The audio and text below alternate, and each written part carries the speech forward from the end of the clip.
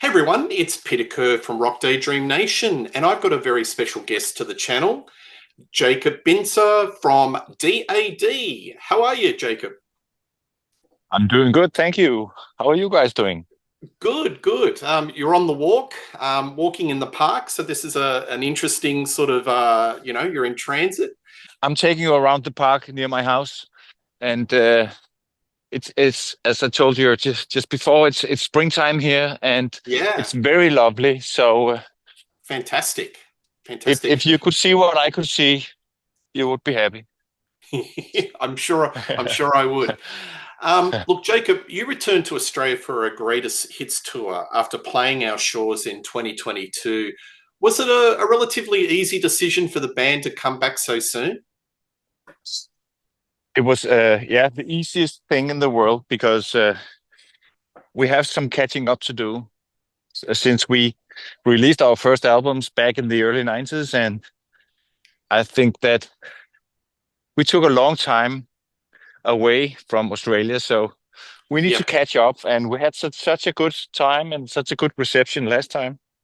So we thought we have the greatest hits album out, and we have a new album out. So we need to come back to play to you guys. Great.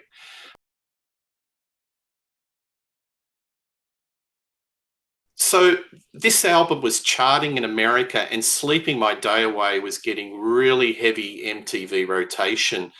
Um, you were touring America behind the album in '89, and I understand you did 30 US shows in 35 days. What are your memories of that tour?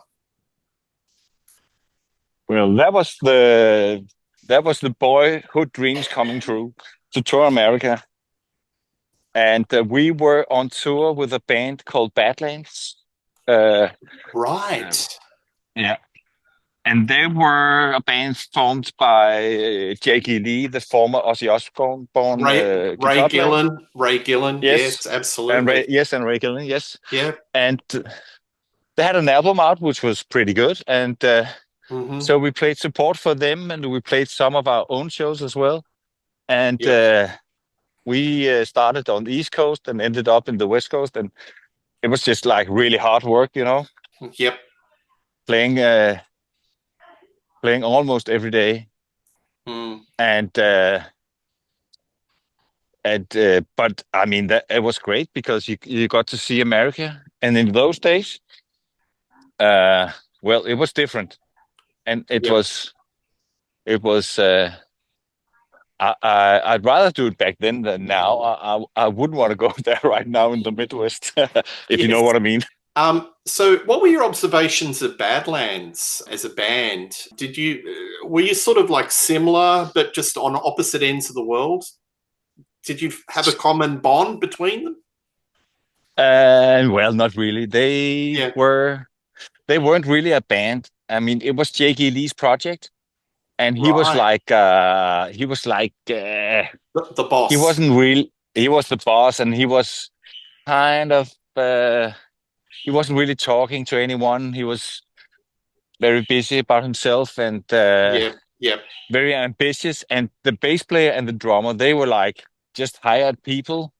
It felt Right. like just hired people, and just they were just making a living, and they were like not really into it together as a band. So there was a little funny vibe about them. And Ray Yeah. Gillen, he was partying too much, so he got sick by the end of the tour. He got pneumonia or something, and Right. then and so they had to cancel the last shows. And by the time we got to Los Angeles, and we played at the Palladium, and they couldn't play because Ray Gillen was sick, and so we just played that as a headliner. And Jake Lee was furious. I mean, because his singer partied too much and got sick, and they had an album out and they were going on tour and they were like starting to do something, and he was mad as hell, I tell you. Yeah, absolutely. But So was but did the anyway, album go really down well with the American crowd? You were starting to get a vibe and a bit of swell of interest from the fans? yeah, I think that I was very happy about it. We sold quite a few, two, 300,000 Yep. in the US, and and we really got some true fans, and